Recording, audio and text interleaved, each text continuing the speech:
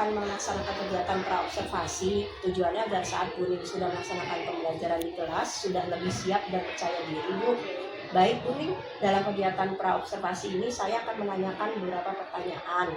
Pertanyaan pertama terkait tujuan pembelajaran. Nanti pembelajaran seperti apa yang Bu Ning ingin terapkan di kelas, Bu? Pembelajaran yang saya terapkan di kelas adalah yang pertama, saya akan menggunakan gambar Bu.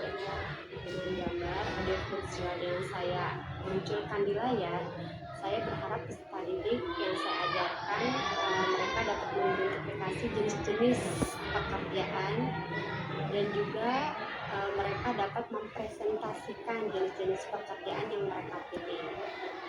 Saya berharap 4 jenis pekerjaan yang mereka dapat kuasai. Yang kedua adalah dengan berdiskusi. Saya berharap dengan berdiskusi mereka dapat menyampaikan pendapatnya dengan baik. Ya, berarti salah satunya melalui diskusi ya Bu ya. Pertanyaan kedua, untuk area pengembangannya, area apa yang Ibu ingin kembangkan untuk siswa, Bu? Area yang saya ingin kembangkan untuk siswa saya adalah area diskusi, karena dengan diskusi saya berharap mereka menjadi percaya diri untuk menyampaikan pendapatnya, lalu mereka dapat berinteraksi dengan baik dengan teman, mereka dapat melatih untuk menghargai pendapat teman,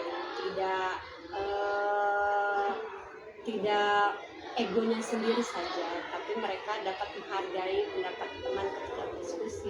Lebih lagi mereka juga melatih keberanian dalam mempresentasikan. Berarti banyak keterampilan yang akan dikembangkan oleh siswa ya Bu ya.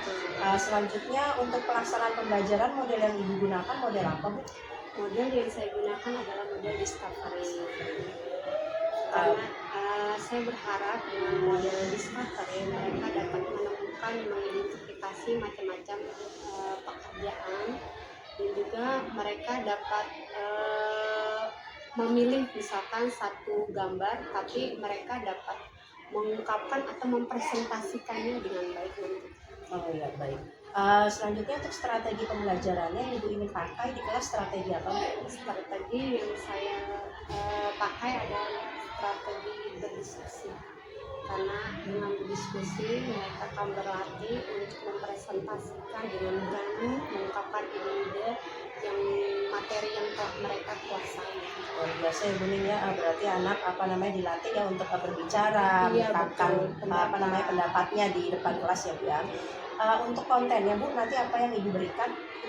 Konten yang saya berikan adalah konten gambar audiovisual Bu, karena dengan gambar audiovisual secara nyata mereka kan masih kelas 1 ya Bu. Iya. Mereka kan belajar melihat secara benda secara konkret atau nyata. Jadi dengan benda yang saya munculkan, lalu dengan penjelasan yang saya munculkan di layar, mereka dapat mengetahui jenis-jenis pekerjaan.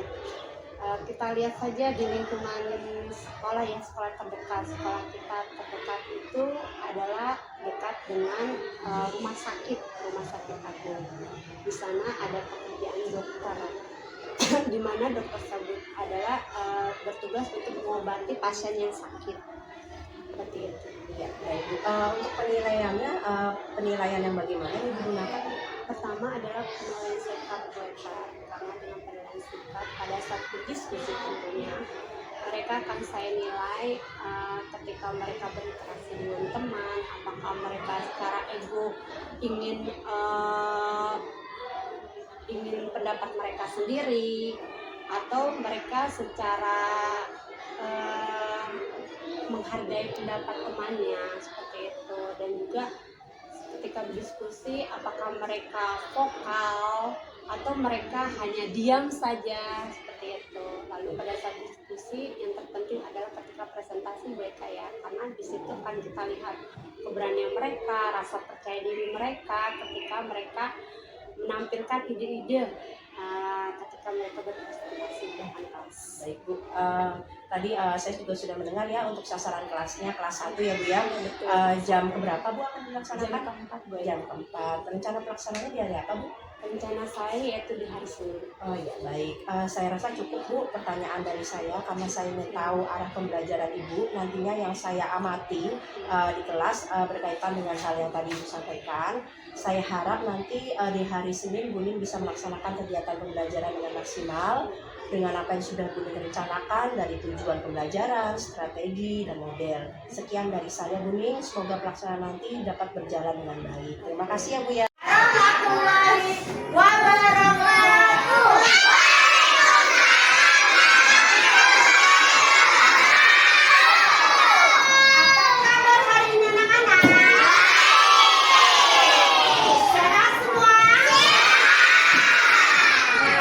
Hari ini kita akan belajar tentang materi bahasa Indonesia, yaitu jenis-jenis pekerjaan.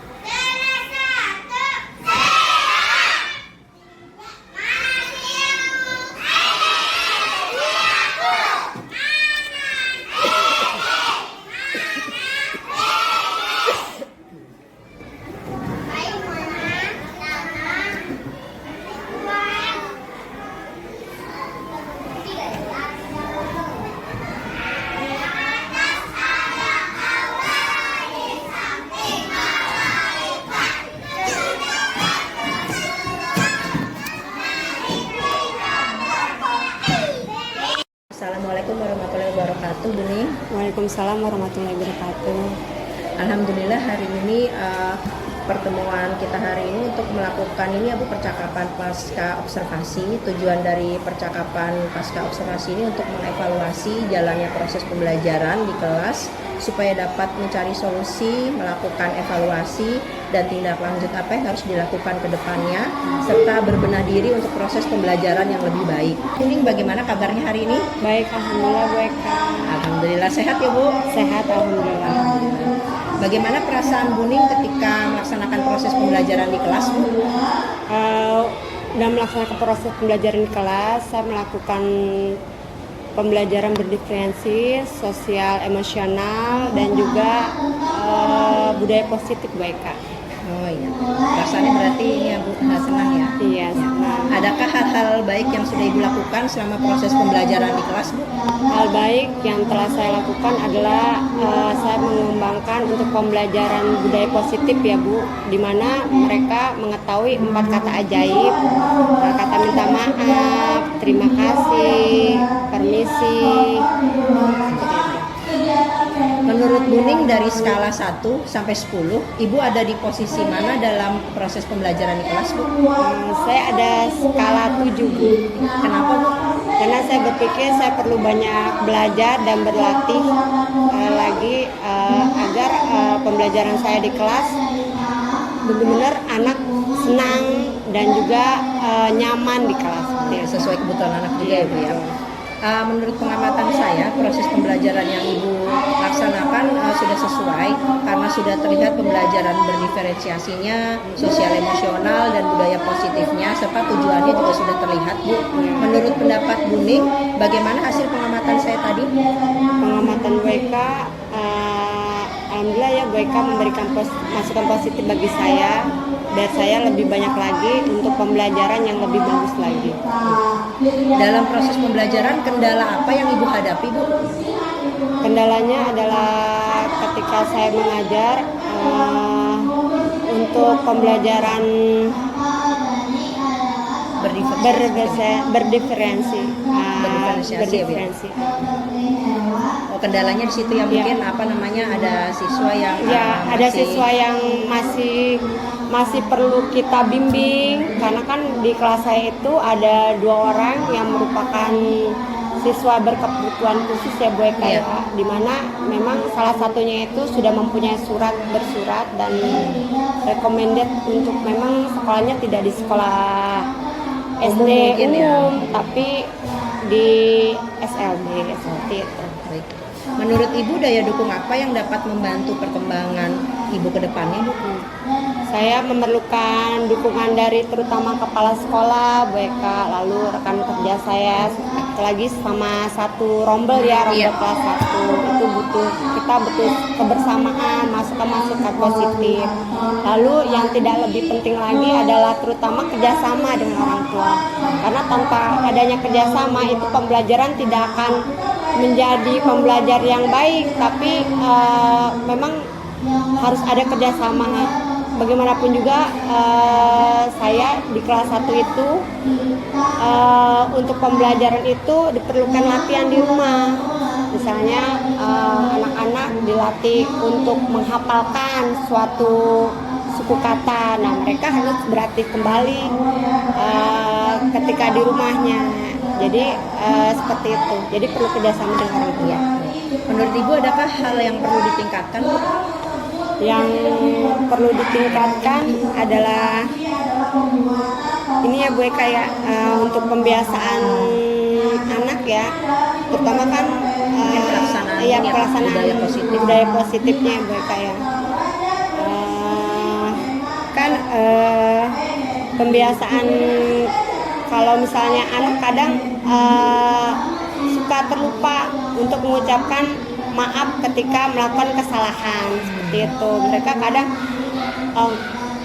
ngapain sih minta maaf gitu kan, jadi seperti itu. Kadang mereka belum terbiasa untuk mengucapkan kata-kata maaf, terima kasih seperti itu. Jadi perlu dilatih lagi. Bahkan budaya minta maaf dan terima kasih itu memang harus dilatih sejak dini Bu Eka, agar mereka nanti sudah besar Terbiasa ya, Bu? terbiasa dan mempunyai karakter yang baik tentunya. Iya, baik.